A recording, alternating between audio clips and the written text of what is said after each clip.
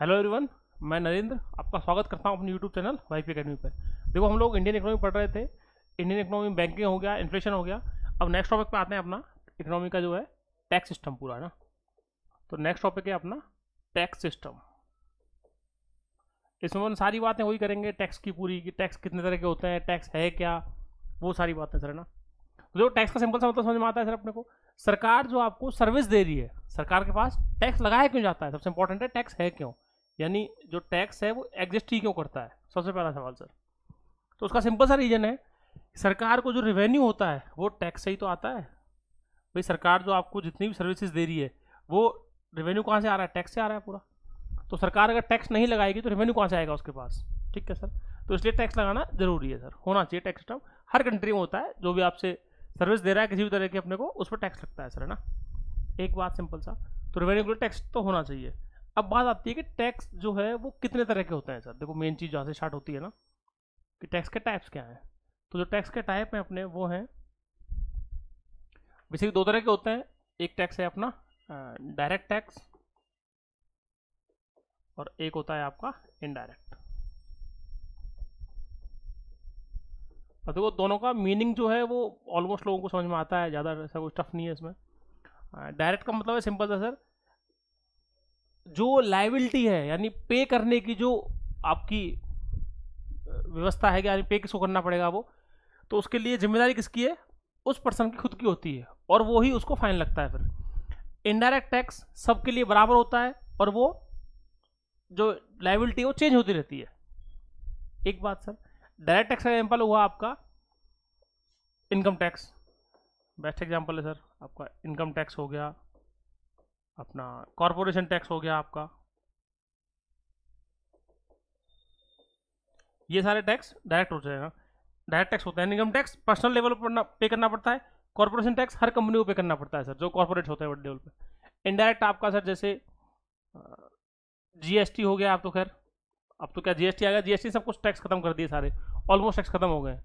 But फिर भी एक लेवल पे जैसे आपका इसी में वैट आता है, वैट इसी में आता है आपका, एक्साइज आता है एक लेवल पे सर,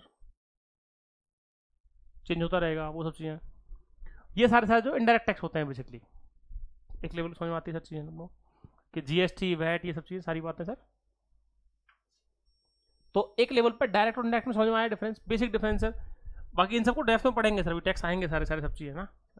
तो डायरेक्ट और इनडायरेक्ट का बेसिक डिफरेंस जो है वो यही है कि डायरेक्ट टैक्स में जो पे करने की जिम्मेदारी है वो पर्सन की पर्सनल लेवल पे होती है, इसमें जिम्मेदारी ट्रांसफर होती रहती है सर, सिंपल सा। इनडायरेक्ट टैक्स सबके लिए बराबर होते हैं, इन जनरल होते हैं। डायरेक्ट टैक्स सबके लिए बराबर नहीं होते सर, क्योंकि इनकम टैक्स वेरी करता है। इनकम टैक्स अलग अलग है, 3 लाख कमाने वाले पे अलग है, 5 लाख पे अलग है, 10 पे अलग है, 50 लाख पे अलग है, और 10 लाख ज़्यादा पे टैक्स अलग है, 50 लाख ज़्यादा वाले पे 60 लाख ज़्यादा अलग से, तो उसकी टैक्स रेट अलग निकल के आती है। तो इस तरह से अलग अलग है, कॉर्पोरेशन टैक्स भी अलग अलग है सारे। सेम चीज जीएसटी है, जीएसटी सेम है सर। पार्ले जी का बिस्किट चाहे अंबानी साहब खरीदें, चाहे मैं खरीदूँ, आप लोग खरीदें, या कोई भी बहुत गरीब इंसान खरीदे जो इनकम टैक्स नहीं देता हो, तो उसको पार्ले जी में टैक्स दे रहा है वो सेम देगा सर। तो इसलिए इनडायरेक्ट टैक्स जो होते हैं उसमें टैक्स की रेट सेम होती है सबके लिए, ठीक है सर। ये हुई एक बात इनकी। आते हैं सर नेक्स्ट चीज़ पे कि डायरेक्ट इनडायरेक्ट, ये तो हुई सर इनकी बेसिक बातें। अब देखो, टैक्स कलेक्ट करने का ना, इसमें और चीज़ बता दूं सर, एक चीज़ और, जैसे टैक्स कलेक्शन से याद आ गया, जो डायरेक्ट टैक्स हैं आपके, वो जो आपकी बॉडी कलेक्ट कर रही होती है वो कौन कर रहा होता है सर आपका। देखो, दोनों के दोनों टैक्स सिस्टम पूरा किसके अंडर में आता है, फाइनेंस मिनिस्ट्री के अंडर में। उसमें भी किसके अंडर में, department of revenue. Department of revenue काम है सर डायरेक्ट और इनडायरेक्ट दोनों काम, टैक्स कलेक्ट करना दोनों दोनों ना। और उसमें भी अलग अलग है बेसिकली। उसमें कौन कौन है सर, वो आती है बात। जैसे यहाँ पर है आपका सेंट्रल बोर्ड है डायरेक्ट टैक्सेस के लिए, central board of direct taxes, CBDT बोलते हैं इसको, central board of direct taxes, department of revenue को अंडर आता है। इसका होती है सर बॉडी आपकी CBIC, central board of indirect taxes and customs, central board of indirect taxes and customs, ठीक है सर। सीबीआईसी ये बॉडी कलेक्ट कर रही होती है, कई बार स्टेटमेंट देती है यूपीएससी ना, बहुत सिंपल चीज होती है बट आ जाता है सर कई बार। Department of revenue basically, department of revenue. और मिनिस्ट्री कौन सी है सर, फाइनेंस मिनिस्ट्री है, ध्यान रखना। मिनिस्ट्री यहाँ भी सेम वही है, डिपार्टमेंट ऑफ रेवेन्यू, रेवेन्यू को अंडर में आती है चीजें सर ना। रेवेन्यू डिपार्टमेंट आपका, ठीक है सर। तो टैक्स कलेक्ट करना किसकी जिम्मेदारी है? डायरेक्ट टैक्स को कलेक्ट करता है CBDT, central board for direct taxes, और यहाँ पे आपका central board for indirect taxes and customs, ठीक है सर। आते हैं नेक्स्ट चीज पे। अब जो टैक्स कलेक्ट करने के बेसिकली तरीके हैं, जो काम की चीज़ है सर, कि टैक्स कलेक्शन के मेथड्स हैं बेसिकली। ये जो टैक्स के मेथड्स हैं, मेथड्स ऑफ टैक्सेशन ना, तो मेथड्स जो हैं वो सर दो तरह के हैं बेसिकली, तीन हैं बेसिकली होने को। तो मेथड्स ऑफ टैक्सेशन, क्योंकि अभी आपके सारे के लिए डाउट क्लियर हो जाएंगे टैक्स रिलेटेड सर। वो होते हैं आपके, जैसे प्रोग्रेसिव है,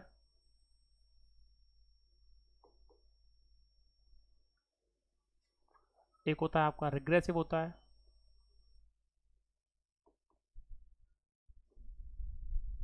एक होता है सर अपना प्रोपोर्शनल।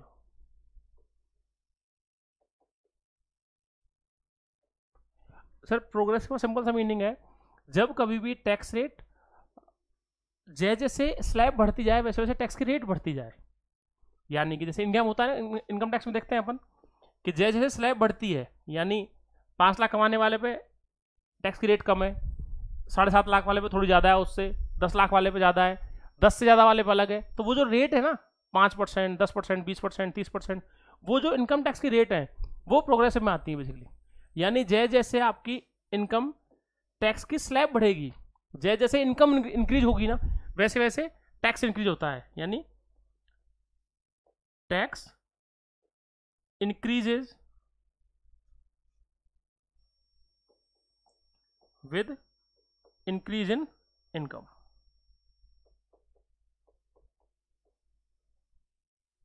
सर अपने को सिंपल सी बात समझ में आई, एक बेसिक बात। प्रोग्रेसिव टैक्स कैसा कौन सा हुआ? इनकम टैक्स एग्जांपल इसका सर, ये एग्जांपल है इसका, जैसे अपनी बात करने आगे।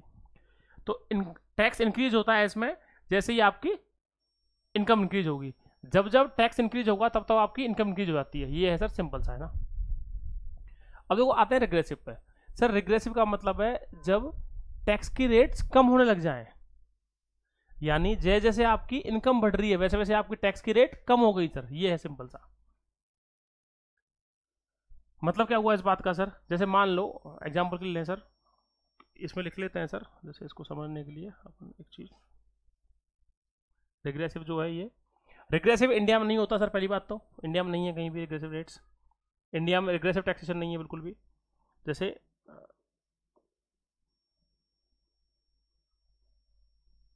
Tax rate decreases with increase in income sir. क्या ये सिंपल बात समझ पा रहे हैं? टैक्स रेट कम हो जाती है जैसे जैसे आपकी इनकम बढ़ती है। एग्जाम्पल के लिए ये बेसिकली डेवलप्ड कंट्री में ज़्यादा हो रहा होता है, इंडिया में नहीं है सर, एग्जिस्ट नहीं करता अभी आपको, क्योंकि उस लेवल पे अभी नहीं पहुंचे हम लोग, क्योंकि हमें 100% लोग टैक्स ही नहीं दे रहे हैं अभी। तो 7-8% के आसपास लोग टैक्स देते हैं। तो अभी एक बार उस लेवल पे आए उसके बाद इसकी बात हो सकती है सर, बट अभी नहीं है रिग्रेसिव कहीं भी। कंफ्यूज मत होना सर, दोनों टैक्स क्लियरली बता रहा हूँ। यहाँ टैक्स की रेट इंक्रीज होती है, यानी टैक्स इंक्रीज होता जाता है जैसे जैसे आपकी इनकम बढ़ती है। इनकम टैक्स एग्जाम्पल है, बेस्ट एग्जाम्पल सर। इंडिया में एग्जिस्ट नहीं करता इसलिए एग्जाम्पल नहीं है इंडिया में कोई भी सर। हालांकि कुछ लोग कई बार बता देते हैं जीएसटी रिग्रेसिव है, वो सब नहीं है सर, लेकिन वो क्योंकि उसको इक्वल से जोड़ देते हैं, वो प्रोपोर्शनल का एग्जाम्पल है। जबकि वो टैक्स रेट कम होती है जैसे जैसे इनकम बढ़ती है सर। इसका एग्जाम्पल लेते हैं एक चीज़, मान लो कोई इनकम ग्रुप है जो 1 लाख कमा रहा है सर, एग्जाम्पल के लिए लेते हैं सर, 1 लाख कमाने वाला है। अब अगर कोई 1 लाख कमा रहा है और उसको मान लो टैक्स देना पड़ रहा है सर, एग्जाम्पल ले रहा हूँ सर, एग्जाम्पल ये प्योरली एग्जाम्पल है भैया, स्लैब्स में मत जाना एग्जैक्टली, है ना। मान लो एग्जाम्पल लेते हैं सर 10 लाख का, ये थोड़ा ठीक रहेगा। 10 लाख कमाने वाले मान लो टैक्स लग रहा है सर 10%, 1 CR कमाने वाले पर टैक्स लगेगा सर 8%, 100 CR वाले पर टैक्स लगेगा सर 5%। इंडिया में उल्टा हो रहा होता है इसका। ये डेवलप कंट्री कर लेती है कई बार, अपने यहाँ तो नहीं है सर ना। अब 10 लाख का 10% कितना हुआ सर? 1 लाख रुपए। यहाँ टैक्स कितना बना? 1 लाख बना। यहाँ टैक्स कितना बना सर? 8 लाख रुपए बना। अब 100 करोड़ का 100 CR है सर ना, 100 करोड़ का 5% ही 5 करोड़ है। यहाँ बना है 8 लाख, यहाँ 100 CR कमा रहा है तो उसको टैक्स देना पड़ रहा है 5%, 5 करोड़ रुपये टैक्स दे रहा है। तो यहाँ पे जब कभी भी रेवेन्यू को बढ़ाना होता है बेस को, तो उसके लिए ये वाली चीज़ करी जाती है। अपने यहाँ नहीं है सर, अभी एग्जिस्ट नहीं करता, इंडिया में नहीं है, ठीक है। तो समझ गए, बिल्कुल सिंपल एग्जाम्पल है सर। आते हैं सर अगली बात पे। देखो प्रोपोर्शनल, प्रोपोर्शनल का मतलब है सर जब कभी भी टैक्स की रेट सबके लिए सेम हो,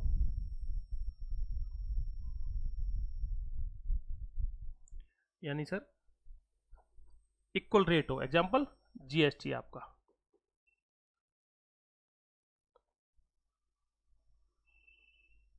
equal tax rate for everyone, बिल्कुल सिंपल लैंग्वेज में सर। प्रोपोर्शनल के अंदर टैक्स रेट बिल्कुल बराबर है। जीएसटी, अब जीएसटी अभी एग्जांपल दिया था सर, सबके लिए बराबर है।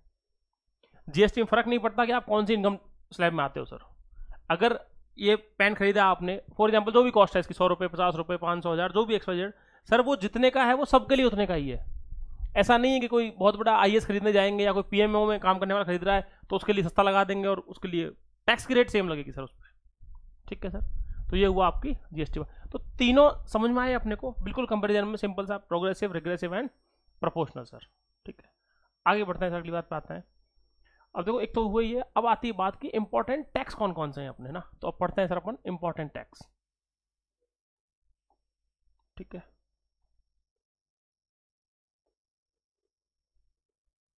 इंपॉर्टेंट टैक्स कौन कौन से है ना। ठीक है सर, इस पर बात करते हैं कि इंपॉर्टेंट टैक्स कौन कौन से इंडिया के अंदर, उनकी बातें करेंगे सर थोड़ी ना, उनके बारे में जानते हैं। इंपॉर्टेंट टैक्स, ठीक है सर। अच्छा, इंपॉर्टेंट टैक्स वाले एक चीज जान लें सर, इसके अंदर एक चीज और, जैसे आपने सुना भी होगा सेस और सरचार्ज, सुना होगा सर कई बार। एक चीज होती है सेस, एक होता है सरचार्ज। सेस सरचार्ज हो गया, ड्यूटी और टैक्स में फर्क क्या होता है, वो सारी बातें ना। तो देखो सेस सरचार्ज जो होते हैं वो बेसिकली, सेस का मतलब है सर सिंपल सा, किसी पर्टिकुलर काम के लिए, किसी पर्टिकुलर प्रोजेक्ट के लिए जो पैसा लिया जाता है आपसे टैक्स के अलावा, टैक्स के अलावा आपसे अलग से जो चार्ज लिया जाता है उसको बोलते हैं सेस। यानी टैक्स जो ले रहे हैं उस टैक्स के अंदर एक टैक्स होता है अलग से। तो ये क्या हुआ, सेस जो है वो हुआ सर आपका टैक्स ऑन टैक्स बेसिकली।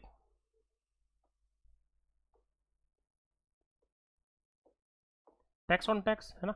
अब ये टैक्स ऑन टैक्स है कैसे, मतलब कि मान लो सर जैसे अभी जो गवर्नमेंट लेती है अपने से एक सेस ले रहे होते हैं, एजुकेशन सेस लगता है सर हमेशा हर बिल पे लगता है ना, 3% के आसपास है अराउंड, ये चेंज हो जाता है। अब इसमें एजुकेशन सेस ले रहे हैं वो, तो ये पर्टिकुलरली एजुकेशन में ही खर्च होगा पैसा सिर्फ। यानी ये जो पैसा कलेक्ट होकर आ रहा है वो सीधा सीधा उस एजुकेशन के फंड के लिए ही जाएगा, पूरा जो एजुकेशन में खर्चा हो रहा है उसमें ही जाएगा पूरा पूरा। इस सेस वाले पैसे को कहीं और यूज नहीं कर सकती सरकार। वैसे ही और सेस लगते हैं आप, कई एग्जांपल आपको पता भी होंगे सर। कृषि कल्याण सेस, ये सिर्फ एग्रीकल्चर के लिए जाएगा सर, जो आपके एग्रीकल्चर है यानी फार्मर्स वेलफेयर जो है ये उसके लिए ही जाएगा बस। कृषि कल्याण सेस, एजुकेशन सेस, स्वच्छ भारत सेस 2015 में लगाया था, 14 में जब स्वच्छ भारत अभियान लॉन्च किया उसके बाद में। सेस का मतलब एक पर्टिकुलर काम के लिए कोई जो पर्टिकुलर टैक्स लगाया गया वो टैक्स के ऊपर टैक्स देना पड़ रहा है आपको। आपका बिल हुआ 100 रुपये का, बोल दिया 3% एजुकेशन सेस है, तो 100 के ऊपर 3 रुपये और देने पड़ेंगे आपको टोटल बिल में जो बिल आया था आपका। ठीक है सर, तो ये हुआ आपका सिंपल सा मतलब सेस का। उस पैसे को सिर्फ वहीं जगह यूज कर सकते हैं जिसके लिए वो लगाया गया, जिस नाम पे लगाया गया है। एजुकेशन वाले को ऐसा नहीं है सर अपन किसी और फंड में यूज कर लेंगे, वो सीधा सीधा जाएगा आपका एजुकेशन मिनिस्ट्री के पास। सिंपल सी बात समझ में आती है सर। आते हैं नेक्स्ट सरचार्ज पे। सरचार्ज जो होता है ये चार्ज होता है किसके ऊपर, टैक्स के ऊपर। सरचार्ज क्या है बेसिकली सर, ये एक्स्ट्रा चार्ज है किसके ऊपर, टैक्स के ऊपर। यानी कि इसका एग्जांपल अगर लें सर सिंपल सा, तो जैसे इनकम टैक्स पे लगता है आज की डेट में सरचार्ज जो है वो इनकम टैक्स पे लगता है इंडिया के अंदर। ठीक है सर, बेस्ट एग्जांपल है, समझ में आ जाएगा अपने को। अब देखो जो कोई भी लोग 30 लाख 40 लाख 50 लाख तक कमा रहे हैं उन पर सरचार्ज नहीं लगता, लेकिन जो कोई भी इंडिया के अंदर 50 लाख से और 1 करोड़ कमाते हैं उन्हें सरचार्ज देना पड़ता है सर एक्स्ट्रा।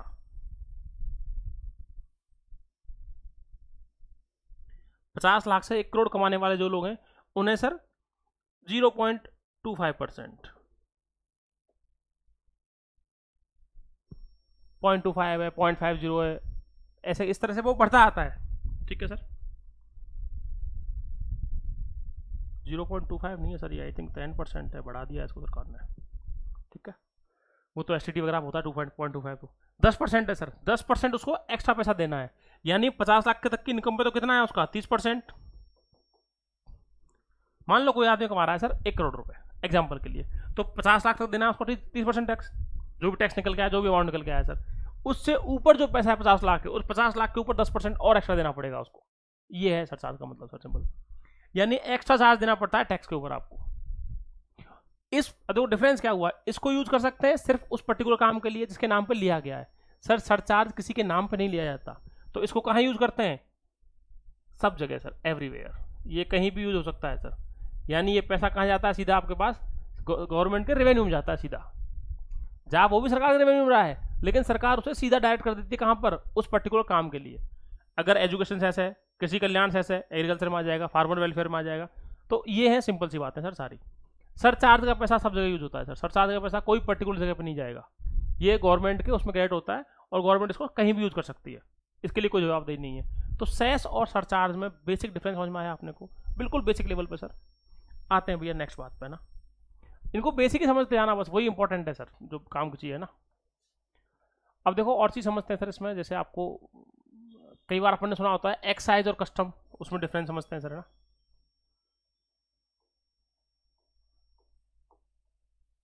एक है अपना एक्साइज और कस्टम सर, ठीक है। अब देखो एक्साइज जो है ये तो लगता है बेसिकली जो भी सामान बने हैं कंट्री के अंदर, मैन्युफैक्चर्ड विद इन कंट्री, जो भी सामान बना, एग्जाम्पल के लिए बिल्कुल एग्जाम्पल सर, पेन बनाया किसी कंपनी ने, जैसे ही पेन बन के तैयार होगा बेचने के लिए, तो सर उस पर एक्साइज लग जाएगा। जैसे ही उसका मूवमेंट होगा, पेन जहां से किसी भी स्टोर पे जाएगा, कहीं भी जाएगा, उसके ऊपर एक्साइज लग जाएगा सर। हालांकि एक्साइज को खत्म कर दिया गया, अब किस में आ गया, वो जीएसटी में आ गया है, बट फिर भी एक बार के लिए बता रहे हैं सर, क्योंकि कुछ चीज़ों में एक्साइज खत्म नहीं हुआ है। अभी जब आगे डिस्कस करेंगे ना, उसमें बहुत सारी चीज़ें ऐसी आएंगी जिन्होंने एक्साइज खत्म नहीं किया। फॉर एग्जाम्पल आपका पेट्रोल डीजल पर लगता है अभी एक्साइज, सेंट्रल एक्साइज भी लग रहा है और स्टेट एक्साइज भी लगता है, तो इसलिए अपने को एक्साइज समझ में आना चाहिए। एक्साइज वो टैक्स है जो सरकार ले रही है आपसे, सेंट्रल गवर्नमेंट भी लेती है, स्टेट भी लेती है सर। मैन्युफैक्चरिंग हुई किसी भी चीज़ की, कोई चीज़ प्रोसेस करी, रिफाइन किया, कुछ भी एक्साइज सर, उसके ऊपर कंट्री के अंदर जो टैक्स लगता है, जैसे मूवमेंट हुआ उसका, कोई ए प्लेस से, जैसे वो ए प्लेस पे बनकर तैयार हुई मान लो फैक्ट्री, वो जैसे ही इससे बाहर निकलेगी सर, एक्साइज तैयार है। एक्साइज ड्यूटी जो होती है आपका, एक्साइज ड्यूटी एक्साइज टैक्स एक ही बात है सर ना। ड्यूटी और टैक्स में बेसिकली डिफरेंस कुछ नहीं होता। ड्यूटी जो है वो पर्टिकुलर टैक्स का ही टाइप होती है ड्यूटी जो है, ठीक है सर। समझ में आई अपने एक्साइज की बात। कस्टम क्या है सर, यही सेम कहानी किसकी, अगर कोई भी गुड्स जो है सर्विसेज वो ट्रांस बाउंड्री मूवमेंट हो रहा है इंटरनेशनल लेवल पे, यानी कोई भी मूवमेंट है सर, कोई भी गुड्स और सर्विसेज है, मान लो movement of goods at international borders. भैया इसमें ध्यान रखना, दोनों आते हैं, ध्यान रखना, आना भी जाना भी, समझाते हैं इस बात को। यानी कि अगर कोई एक एक्स सामान था सर, उसने वाई कंट्री में चला गया वो बन के, यानी इंडिया से कोई सामान बाहर गया है सर, इंडिया से कहीं भी गया, वो यूएस गया कोई सामान सर, उस पर कस्टम लगेगा सर। एक बात, कोई सामान यूएस से इंडिया में आया है, उस पर भी कस्टम लगेगा। दोनों तरफ होता है, ये ध्यान रखना। कुछ लोगों को लगता होगा, अभी तक क्लियर शायद नहीं होगा, कुछ लोगों को लगता होगा कस्टम मतलब है जो बाहर सामान लाते हैं वो, सर दोनों में लगता है कस्टम, ध्यान रखना। कस्टम ड्यूटी भी जो होती है, कस्टम टैक्स जो है आपका, वो दोनों पे होती है, जाने पे भी और आने पे भी।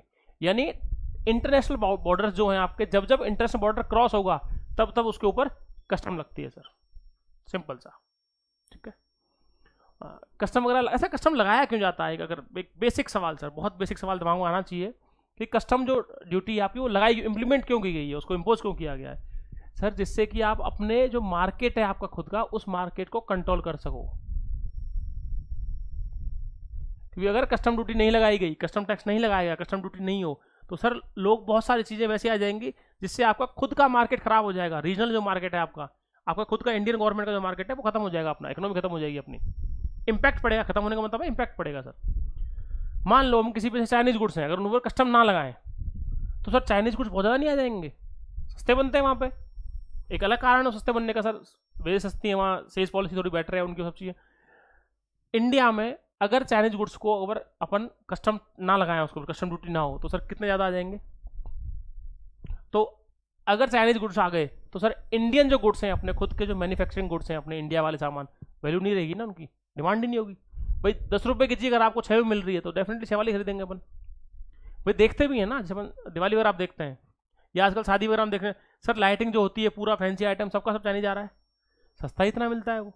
तो वो चीज़ सर बेसिकली ना, तो कस्टम जो है वो इसलिए लगाए जाते हैं आपके ट्रांस बाउंड्री मूवमेंट को रोकने के लिए भी, और कहीं ना कहीं एक लेवल पे आपने मार्केट को डिस्टॉर्ट होने से बचाने के लिए, कि मार्केट सही बना रहे आपका, वो चीज़ मैटर करती है सर। ठीक है, बिल्कुल बेसिक लेवल पे समझ में आया सर, बिल्कुल बेसिक पे एकदम। देखो अपनी शानदार बात जो है सर वो यही है कि शायद आपको लगनी भी चाहिए कि हम बिल्कुल बेसिक में समझाते हैं उस चीज़ को। इन्हीं को तुम अगर जाके देखोगे, लोग पता नहीं क्या लंबी लंबी बातें करते हैं, कुछ भी उसमें उल्टा सीधा वो बोलेंगे, एकदम बड़े बड़े हैवी वर्ड्स यूज करते हैं। मुझे समझ में आता है भैया, मैं बिल्कुल बेसिक आदमी, कि एक बच्चे को ये मान के चले कुछ नहीं आता उसको, और उसको बिल्कुल बेसिक में समझाना है अपने को, कि वो मान के चले उसको कुछ नहीं आता है, उसको उस तरह समझाना है, हुआ नहीं बनाना। ये वो नहीं है कि आईएएस की तरह माहौल बना दिया, आईएएस वाले हैं वो अलग ही माहौल बनाते हैं, अरे भैया ऐसा वैसा वैसा कुछ नहीं है, बेसिक समझ लो, आराम से निकलता है पेपर, बहुत इजीली निकलता है, होती नहीं दिक्कत कोई भी। तो समझ में आई सर अपने को बातें दोनों। आते हैं भैया नेक्स्ट चीज़ पे ना। अब देखो ये तो हुए, अब पढ़ते हैं सर अपन इंपॉर्टेंट टैक्स, है ना, कस्टम वगैरह इंपॉर्टेंट टैक्स चल ही रहे हैं वैसे तो ना। आते हैं सर अपने नेक्स्ट चीज़ पे जो है अपना, जैसे एक्साइज हो गया, ये सब हो गया, लिखते हैं सर अपना, आपका एक टैक्स होता है अगर आपने सुना हो sir, securities transaction, securities transaction tax.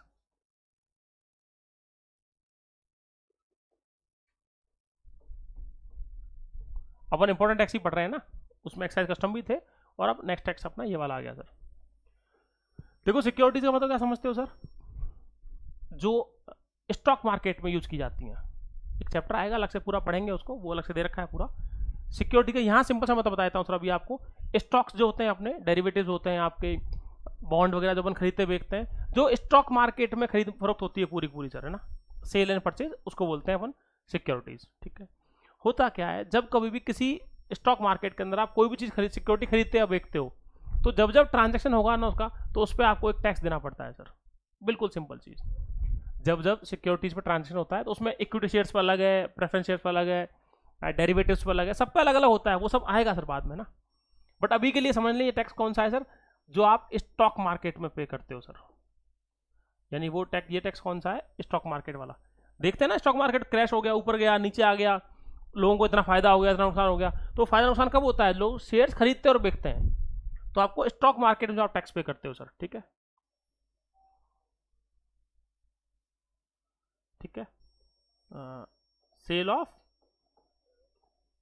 Shares आपका, डेरिवेटिव एक्सेट्रा सर, ना।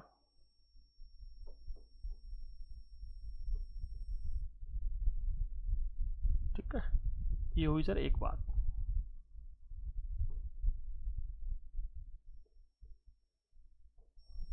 क्लियर सर, समझ में आई अपने को बात है।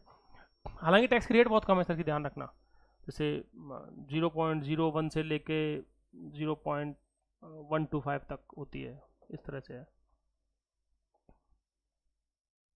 ये परसेंटेज है टैक्स की, ना, अलग अलग उस पर अलग अलग है सर, उस तरह से ना। ठीक है, पर अपने समझ में आना चाहिए कि क्या है। अब देखो ये टैक्स कौन सा होगा सर, बात ये है, डायरेक्ट होगा कि इनडायरेक्ट होगा, सिंपल चीज़ है बिल्कुल, सिक्योरिटी ट्रांजेक्शन टैक्स सर, उसकी जिम्मेदारी तो है जो ट्रांजेक्शन कर रहा है। आपने अगर आज 100 शेयर खरीदे, या आपने डेरिवेटिव खरीदे या बेचे जो भी किया सर, उसमें ट्रांजेक्शन आपने तो किया है, तो जिस अकाउंट पे ट्रांजेक्शन हुआ है उस अकाउंट वाले की जिम्मेदारी पे करना सर। तो कैसा टैक्स हुआ, ये डायरेक्ट टैक्स हुआ, रटने की जरूरत ही नहीं है, अगर समझ में आती है बातें तो डायरेक्ट टैक्स है, सिंपल सा। कोई डाउट कैसा भी सर, बिल्कुल बेसिक लेवल पर समझ में आई अपने को बातें। ये कैसा टैक्स हुआ अपना, डायरेक्ट टैक्स और सिक्योरिटी ट्रांजेक्शन टैक्स सर, बिल्कुल बेसिक लेवल पे। आगे बात समझ में सर। आते हैं भैया नेक्स्ट चीज़ पे ना। देखो नेक्स्ट है अपना एक टैक्स और होता है जैसे capital gains tax.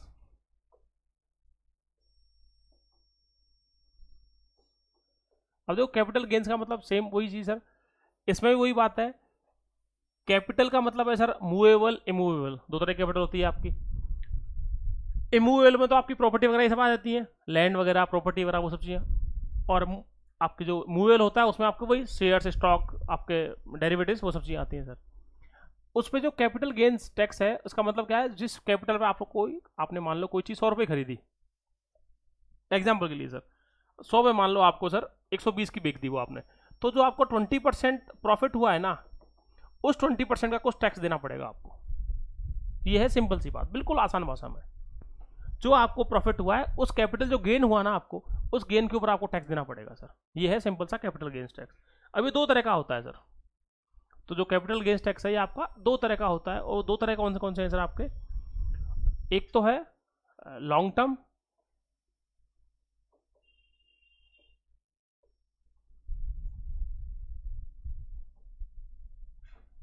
Term, capital gains, ठीक है सर, और एक है आपका शॉर्ट टर्म।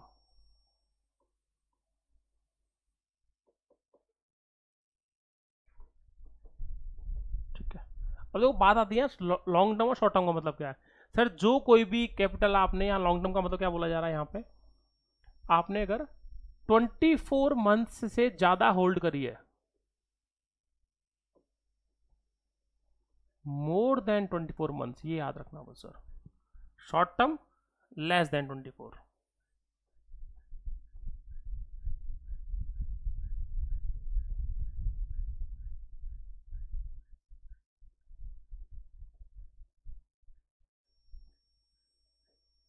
ठीक है, जो आपने लॉन्ग टर्म का मतलब हुआ तो पहले 3 साल का ध्यान रखना सर। पुरानी बुक्स में कुछ जगह 3 ईयर्स दे रखा है, ये सही है, वो ध्यान रखना। ये गवर्नमेंट 2023 में चेंज किया, लास्ट ईयर चेंज हुआ है ये, तो अभी 24 मंथ्स है।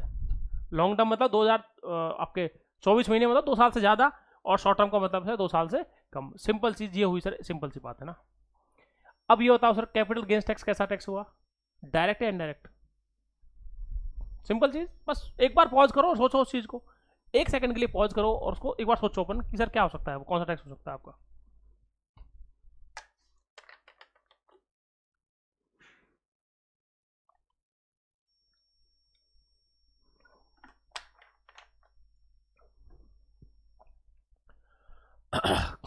अरे बेसिक है ना सर, फायदा किसको हुआ, आपको हुआ।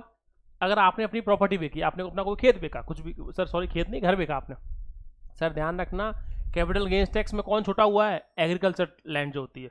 एग्रीकल्चर लैंड के ऊपर आपको कैपिटल गेन्स नहीं लगता। सेम वही कहानी है कि जैसे एग्रीकल्चर इनकम को छोड़ा हुआ है अभी, ठीक है सर। तो एग्रीकल्चर जो है उसको एक्सेप्शन है, ध्यान रखना है, इसमें लिख लेना सर, एग्रीकल्चर लैंड जो है वो एक्सेप्शन है। एग्रीकल्चर लैंड जो है वो इसका एक्सेप्शन है सर, छोड़ा हुआ है उसको, है ना। अरे भैया डायरेक्ट टैक्स हुआ ना, कैपिटल गेन्स कैसा टैक्स हुआ, डायरेक्ट हुआ सर, सिंपल सा। उस पर लोड लेना ही क्यों है, क्योंकि फायदा तो आपको ही हुआ है बेचने पे, तो किसी और को जिम्मेदारी ट्रांसफर कैसे कर सकते हो आप, एक सिंपल सी बात सर, है ना। अब मैं प्रॉपर्टी की बात कर लूँ, मान लो आपने कोई घर खरीदा था, घर बेच दिया आपने, कोई जमीन ली थी आपने, मान लो कॉमर्शियल प्रॉपर्टी थी, वो आपने बेच दी, कोई दुकान थी, कुछ भी था। उसकी जो रेट्स हैं सर, जैसे मान लो शॉर्ट टर्म है, और शॉर्ट टर्म की रेट थोड़ी सी कम होती है, 15% होती है प्रॉपर्टी पे, लॉन्ग टर्म की आपकी 20% होती है, रफली सर, एक रफली आइडिया। तो कैपिटल गेन्स टैक्स एक लेवल में समझ में आया अपने को, बिल्कुल बेसिक चीज़ें सारी बातें। और डायरेक्ट टैक्स होता है सर आपका, क्योंकि डायरेक्टली पे करना होता है अपने को। ठीक है सर, आते हैं नेक्स्ट बात में सर। ये हुए अपने यहाँ पे ये वाला टैक्स। अब होता है देखो सर, एक टैक्स और है, अपन सुना हो तो, minimum alternate tax. Minimum alternate tax sir, इसका मतलब है सिंपल सा। अब देखो मिनिमम वर्ड जुड़ रहा है, कम से कम अल्टरनेट, यानी देखो होता क्या है, सरकार जो है जब जब आप नई इंडस्ट्री लगाते हो, या सरकार ने जो इंडस्ट्री है उनके भी क्लासिफिकेशन किए हुए हैं अलग से। एमएसएमई है अपनी, फॉरेन इंडस्ट्री भी आती है बहुत सारी, कोई फॉरेन से इन्वेस्टमेंट हुआ है, उन सब के लिए। तो गवर्नमेंट कई बार क्या करती है, रूल्स में छूट देती है आपको, किस चीज़ से, टैक्स से। यानी मान लो कोई कंपनी है, कोई भी एक्स कंपनी है सर, काम कर रही है इंडिया में, उसने कोई फैक्ट्री स्टार्ट करी, किसी भी कंपनी मान लो सर, आपने कंपनी इस्टेब्लिश करी, और उसको किसी भी तरह की टैक्स में छूट है, यानी वो टैक्स के पे नहीं कर रही, गवर्नमेंट करती है कई बार सर। जैसे अभी ईवी आ रखा है, तो ईवी में गवर्नमेंट सब्सिडी देती है अच्छी खासी, कंपनी लगाने वाले को भी देती है, चार्जिंग स्टेशन लगाने वाले सब्सिडी मिलती है, सब कुछ चीज़ें। तो जो जो लोग सब्सिडी का फायदा उठा रहे हैं किसी भी तरह से, यानी किसी भी तरह का वो टैक्स पे नहीं कर रहे, यानी टैक्स लाइबिलिटी जीरो है जिनकी, वो सारी कंपनी जिनकी टैक्स लायबिलिटी जीरो है सर, जो टैक्स पे नहीं करती, जीरो है, ठीक है, उनके लिए एमएटी है सर। तो गवर्नमेंट क्या बोलती है, ठीक है आप कोई टैक्स नहीं दे रहे हो इसलिए आप एमएटी दोगे, तो एमएटी कितना है सर, 15%। यानी मान लो सरकार ने बोल दिया कि शुरू का 3 साल आपको कोई भी इनकम टैक्स नहीं पे करना, शुरू का 3 साल टैक्स पे नहीं करना, मान लो किसी कंपनी को, एग्जाम्पल के लिए सर, है ना। तो अगर वो टैक्स पे नहीं कर रही है 3 साल के लिए, तो वो 3 साल के लिए एमएटी देगी आपका, मिनिमम अल्टरनेट टैक्स सर। जैसे बेसिकली सेज वगैरह में होता है, जैसे सेज में होता है ना, स्पेशल इकोनॉमिक जोन्स होते हैं आपके, उन सेज में बेसिकली पॉलिसी क्या होती है कि गवर्नमेंट जो है वो 3 साल के लिए पैसा नहीं लेती आपसे, 5 साल नहीं लेती, अलग अलग फिगर आउट कर रखे हैं, उसमें स्लैब्स बना रखी हैं। अब सेज में जो आदमी मान लो किसी ने फैक्ट्री स्टैब्लिश करी और वो एक्सपोर्ट करता है कोई सामान अपना, इंडिया से बना के बाहर बेच रहा है, उससे 3 साल का टैक्स नहीं ले रहे, तो भैया 3 साल नहीं ले रहे तो कुछ तो दोगे, तो क्या देंगे वो, एमएटी देंगे सर। ये है बिल्कुल सिंपल बात ये, और सेज एक बेस्ट एग्जांपल है सर इस चीज़ का ना। ये हुई एक बात, ठीक है सर। आते हैं सर नेक्स्ट चीज़ पे। और मिनिमम ये कैसा टैक्स हुआ, ये भी डायरेक्ट टैक्स है सर, ध्यान रखना। ट्रांसफर लायबिलिटी, तो ये भी डायरेक्ट टैक्स हुआ सर आपका।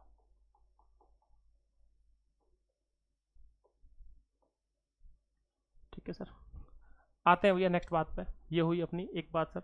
अब देखो नेक्स्ट है अपना, जैसे एक टैक्स पढ़ा होगा सर अपन ने, वैट। देखो हालांकि बहुत सारी चीज़ें खत्म हो गई हैं इनमें से, बट सर ये थोड़ा सा डिस्कस कर लेते हैं क्योंकि ज़रूरी है। इसकी फुल फॉर्म होती है सर आपकी वैल्यू एडेड टैक्स, ठीक है सर। वैट जो है वैल्यू एडेड टैक्स है, यानी हर स्टेज पे मान लो कोई चीज़ 100 रुपये की बनकर तैयार हुई सर, एग्जाम्पल, उस पर मान लो वैट लग गया 5%, तो वो 105 की हो गई। अब 105 से वो नेक्स्ट स्टेज पे जा रही है, यानी यहां से वो यहां गई, यहां से वापस से यहां खरीदी सर, किसी और ने, दूसरे ने खरीदी है, और 5% उठ गया मान लो उस पर, दोबारा से 5% लगा दिया, तो 5% और लग जाएगा, उससे क्या होगा सर, 105 की जगह ये कितने हो जाएगी, 110 पॉइंट कुछ आएगा, 110.5 के आसपास निकल के आएगा ये सर। तो वैल्यू एडेड टैक्स का मतलब है हर स्टेज पे टैक्स ऐड होता है, यानी हम लिख सकते हैं tax is added on every stage. और हर बार सर टैक्स को जोड़ के, कीमत के अंदर टैक्स को जोड़ के टैक्स लगाया जाता है आपको, उसको बोलता है वैट। जीएसटी आने के बाद वैट वैसे खत्म हो गया है, लेकिन कुछ चीज़ों पर रह गया है, जैसे पेट्रोल डीजल है उस पर रह गया है अभी, उसको बाहर रखा हुआ है वैट, तो उस पर देखना सेंट्रल वैट भी है उस पर और स्टेट वैट भी है, इसीलिए पेट्रोल डीजल की कीमतें अलग मिलती हैं आपको। सेंट्रल गवर्नमेंट ने वैट लगा रखा है, पूरे पैन इंडिया सेम है वो, लेकिन स्टेट्स में अलग अलग है। बहुत सारे स्टेट है, जैसे राजस्थान में वैट की रेट अलग है, यूपी अलग है। देखो लोगों ने देखा भी होगा, एक बहुत बेस्ट एग्जांपल सर, आपने देखा होगा ना, दिल्ली में रेट अलग है, राजस्थान अलग है, यूपी अलग है, हरियाणा अलग है पेट्रोल डीजल की, उसका रीजन क्या है, वैट। ये जो स्टेट का वैट है ना, और स्टेट की एक्साइज ड्यूटी स्टेट वाली, और स्टेट का वैट, ये दोनों अलग अलग होते हैं हर स्टेट के अंदर सर, इसीलिए आपको पेट्रोल डीजल अलग रेट मिलता है। यूपी में कंपेरेटिवली राजस्थान सस्ता होता है, उसका रीजन क्या है सर, वैट कम कर रखा है उन्होंने, और राजस्थान में वैट बढ़ा रखा है इन्होंने। ये है सिंपल सी बात सर। अभी समझ में आ रही है पढ़ाई, मजा आ रहा होगा थोड़ा सा कि हाँ यार ये तो एप्लीकेबल है सर, ये तो मतलब रियल लाइफ में भी दिख रहा है हमें चीज़ें। और इसीलिए पढ़ाई, पता है, चीज़ें समझ नहीं होती हैं सारी बातें, जिस दिन समझ में आने लगेंगे पेपर तो अपने आप निकलते हैं, पेपर में कोई ज़्यादा मतलब वाली बात होती ही नहीं है, बस आपको थोड़ा सा उस तरह से पढ़ते जाओ, बस चीज़ वही काम की सर। तो वैट का कंसेप्ट समझ में आया अपने को, और वैट की रेट अलग अलग होती हैं सर, सिंपल सा। वैट टैक्स कैसा हुआ सर, अगेन वही क्वेश्चन, सेम क्वेश्चन कि वैट जो है वो डायरेक्ट है इनडायरेक्ट है। अरे भैया सबके लिए पूरे स्टेट में सेम लग रहा है ना, हर स्टेट जो लगा रहा है वो सबके लिए सेम ही तो लगा रहा है, जो उसको एंड यूज करेगा उसके लिए तो आएगा।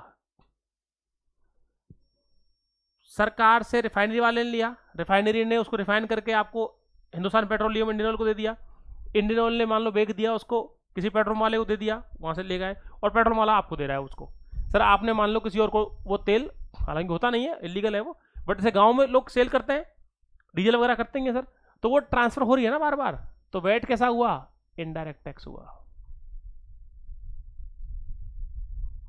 जो एंड यूजर है वो पे करेगा सर पूरा टैक्स, सिंपल सा। एंड यूजर जो है वो इसको लास्ट में टैक्स पे करता है। ये हुई सर सिंपल सी बात अपनी, जो बेसिक बात है।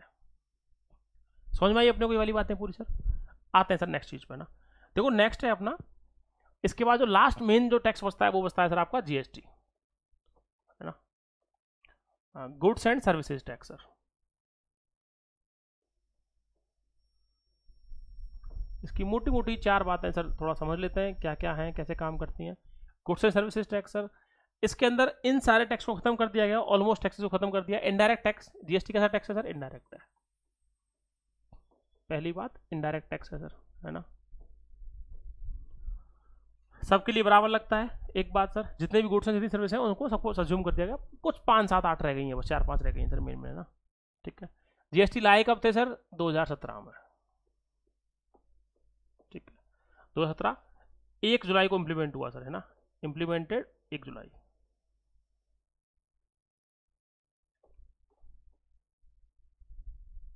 ठीक है सर, संविधान में चेंज किया गया सर इसके लिए, जीएसटी के लिए, है ना, ध्यान रखना।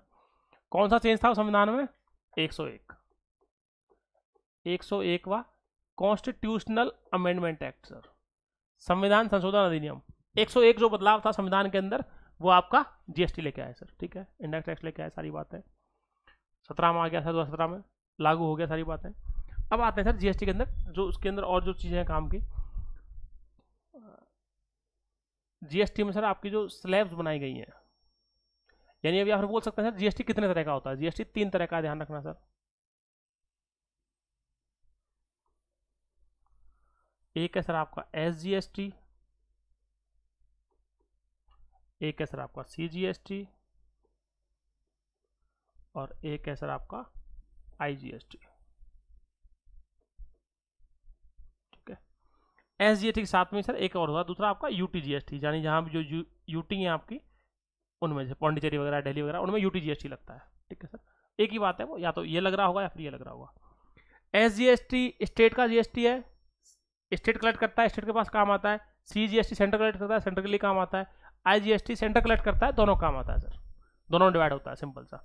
ये 3 तरह के जीएसटी हैं सर। सीडीएस में बिलीव करोगे एक सिंपल क्वेश्चन पूछा हुआ है, 2021 में बेसिक क्वेश्चन था। ये 3 दे रखे थे, इनके अलावा एक और नया बना रखा था उन्होंने, एसजीएसटी, सीजीएसटी और आईजीएसटी, ये 3 थे, और पूछ रखा था इनमें से कौन सा जीएसटी में नहीं आता या कौन सा जीएसटी के टाइप ऑफ टैक्स नहीं है। इनके अलावा एक और बना रखा था। ठीक है सर, कॉमन जीएसटी करके दे रखा था, ऐसा कुछ लिखा हुआ तो नहीं, एक था अलग से बना रखा था कुछ भी सर। तो आंसर हो गया सिंपल सा, बेसिक बात सर। ये तो हुई जीएसटी के टाइप्स की बात सर, है ना। अब आती है बात, देखो जीएसटी में स्लैब कितनी है। तो जो जीएसटी में स्लैब्स है ना वो है आपकी बेसिकली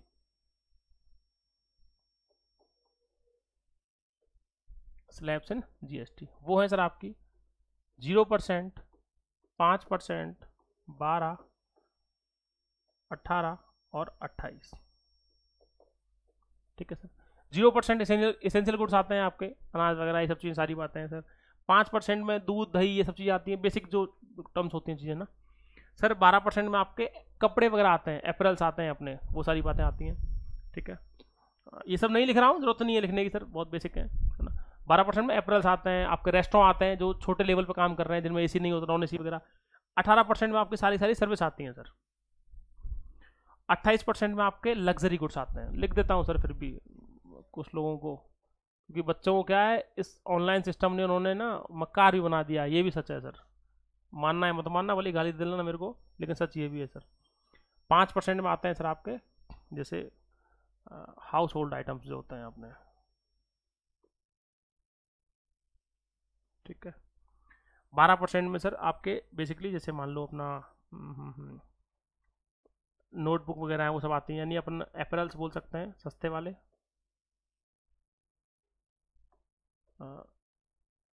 जूते आते हैं इसमें, रेस्टोरेंट आते हैं सर, जिन रेस्टोरेंट में एसी नहीं होता।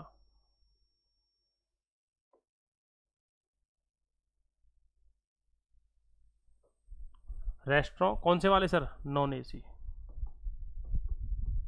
ठीक है, 1000 रुपये तक के जो जूते हैं, 1000 रुपये तक के जूते हैं, कपड़े हैं, वो सब चीज़ें वो उस तरह की चीज़ें आती हैं सर, फुटवेयर वगैरह सस्ते वाले सर। 18% में मोस्ट ऑफ द टाइम आपके सर्विसेज आती हैं, सारी सर्विस होती है। आप मोबाइल का बिल देखते हो तो उसमें सर्विस जो आती है सारी सर। 28% में आते हैं आपके लग्जरी गुड्स,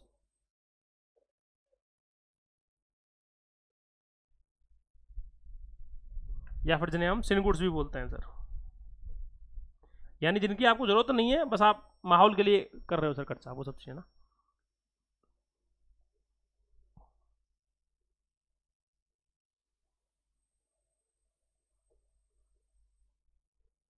ठीक है सर। लग्जरी गुड्स बेसिक जैसे मान लो महंगी जो कार होती हैं 15-20 लाख की जो कार आती है वो सब चीज़ें, और BMW ऑडी मर्सिडीज हो गई वो सब चीज़ें सर आपके सिन गुड्स में आते हैं। आपके डायमंड वगैरह हैं, गोल्ड है, ये सब चीज़ें कोई ज़रूरत नहीं होती कैसी इनकी सर किसी भी तरह की। बट ये कि वो माहौल के लिए ज़रूरी है, मतलब वो माहौल तो बनना चाहिए सर, मैटर माहौल ही करता है ना। आधी जनता सिर्फ माहौल में ख़त्म हो गई है सर, ध्यान रखना। लोग सिर्फ माहौल बनाने के चक्कर में, इनकम उतनी नहीं है, कमा 1 लाख रहे हैं, खर्चा कर रहे हैं 1.5 लाख रुपए, वो 50-50 हज़ार रुपये हर महीने एक्स्ट्रा खर्चा हो रहा है, फिर लास्ट में जाए कुछ अपना सामान बेचना पड़ता है, कुछ करना पड़ता है, प्रॉपर्टी बेचनी पड़ती है, कुछ भी चीज़ें। बट ठीक है सर, ऐसा ही है लोगों का ना। ये हुई स्लैब्स अपनी सिस्टम सर। अब देखो बात आती है कि इन स्लैब्स को तय कौन करता है। यानी मान लो कोई सामान है, हमें 0 से 5 में लाना है, मान लो किसी सामान को इसमें लाना है, इसमें से इसमें लाना है, या 18 से हमें 12 पे लेके जाना है किसी सामान को। मान लो कोई प्रोडक्ट है, कोई कमोडिटीज है, सामान है, गुड्स हैं आपके, उनकी रेट चेंज करनी है, तो ये कौन करेगा सर? तो वो है, देखो पावर किसके पास है सर आपके। तो जो जीएसटी एक्ट आया था ना, उसी के अंदर एक बॉडी बनाई गई है, जीएसटी काउंसिल। सवाल आया हुआ है सर, ध्यान रखना है, जीएसटी काउंसिल आर्टिकल 279A, ठीक है, इसमें दिया हुआ है सर सिंपल सा। जीएसटी काउंसिल का काम क्या है सर? यही रेट्स तय करना, यानी कौन सा सामान किस में आएगा और कौन कौन से रेट्स रहेंगे, ठीक है सर। कॉन्स्टिट्यूशनल बॉडी है सर ये, क्योंकि आर्टिकल दे रखा है सिंपल सा। जीएसटी काउंसिल का हेड कौन होता है? Finance minister. कौन सी वाली? यूनियन फाइनेंस मिनिस्टर सर, ठीक है। इसके ये तो हुई, इसकी हेड हुई सर, चेयरपर्सन है इसके अभी, जैसे मैडम है अभी जो आपकी निर्मला सीतारमण है सर अपनी, वो इसकी हेड है, फाइनेंस मिनिस्टर जो है। और जीएसटी काउंसिल के मेंबर्स कौन होते हैं आपके? जितने भी स्टेट्स के अंदर फाइनेंस मिनिस्टर होंगे, यानी अपने जितने भी स्टेट्स हैं, अभी 28 स्टेट हैं, राजस्थान, यूपी, एमपी, उन सबके जो फाइनेंस मिनिस्टर हैं वो सबके सब इसके मेंबर होंगे सर, ठीक है, एक बात। और ये हुई जीएसटी काउंसिल की पूरी बात सर। तो जीएसटी के बारे में 4 बातें समझ में आई अपने को, बेसिक बेसिक बातें जो है, क्या क्या चीज़ें किस तरह काम कर रही हैं सर, सारी बातें, ठीक है। और जीएसटी से अभी जो है सर आपको पेट्रोल डीजल इन सबको रखा हुआ है बाहर। किस किसको बाहर रखा हुआ है अभी? बेसिकली आपका रियल एस्टेट को, इलेक्ट्रिसिटी को, और आपका मेजरली जो आपके पेट्रोलियम प्रोडक्ट्स हैं। यानी जीएसटी से एक्सक्लूडेड कौन कौन है सर अभी? पेट्रोलियम, ठीक है, और आपका रियल एस्टेट, और आपका इलेक्ट्रिसिटी सर। एल्कोहल भी है सर, एल्कोहल भी वो सर बहुत बड़ा मुद्दा है ये तो, अपन देख ही रहे हैं, वो केजरीवाल को जेल में डाल रखा है, सब नाटक चल रहे हैं, सारी बात है। एल्कोहल भी है, लेकिन एल्कोहल कौन सा सर? आपका जो आपके उसमें काम नहीं आता, बस स्पिरिट वगैरह में काम नहीं आता, वो उसको रखा हुआ है, उसके बाहर रखा हुआ है। एल्कोहल कौन सा सर? ड्रिंक वाला सर, जो लोग पीते हैं, ठीक है सर। C2H5OH जो है एथेनॉल जिसे बोलते हैं हम सिंपल सर ना, ये वाला एल्कोहल सर, ठीक है। तो इनको सर जो है बाहर रखा हुआ है सर, ये जीएसटी में इंक्लूड नहीं होते sir, not included in GST,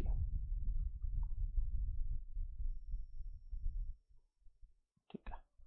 और उसका भी रीजन है सिंपल सा, ऐसा कोई बहुत बड़ी रॉकेट साइंस नहीं है इसमें कि क्यों नहीं रखा हुआ सर। क्या है, पेट्रोल की बात कर लेते हैं simple sir. Sir petrol refine होने के बाद में जो कॉस्टिंग आती है वो रफली आज की डेट में 40 के आसपास आ रही है, यानी 40 से 42 रुपीज़ में रिफाइन होकर तैयार हो जाता है सर आपका पेट्रोल, रुपीज़ पर लीटर, है ना। इतने रुपए में तैयार हो जाता है सर बन के, बिल्कुल एकदम 40 से 42, ठीक है। लेकिन सरकार कितने में दे रही है आपको? 110 में, 108 में।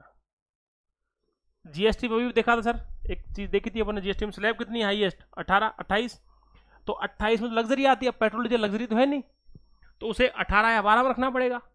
पहली बात सर, अगर उसे 18 या 12 में रखते हैं, मान लो 18% रख लेते हैं, तो सर 40 का 18% आप लगाओ सिंपल सा, 40 रुपीज़ का 18%,